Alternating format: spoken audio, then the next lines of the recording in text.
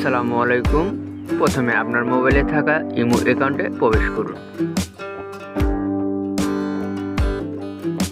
এখন আপনার ইমো প্রোফাইলে প্রবেশ করুন। এখন আপনার ইমো সেটিংসে প্রবেশ করুন। এখন অ্যাকাউন্ট সিকিউরিটি অপশনে প্রবেশ করুন।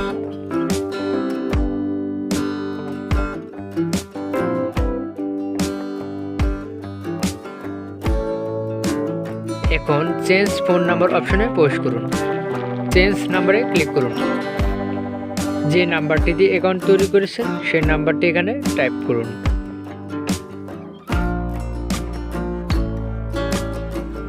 যে নাম্বারটিতে অ্যাকাউন্টটি নিতে চান সেই নাম্বারটি এখানে টাইপ করুন।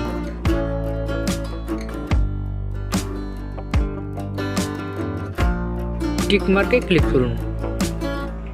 কন্টিনিউতে ক্লিক করুন।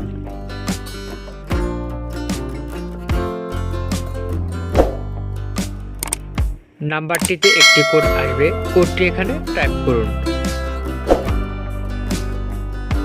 ওকে, অ্যাকাউন্টের নাম্বার পরিবর্তন হয়ে গেছে।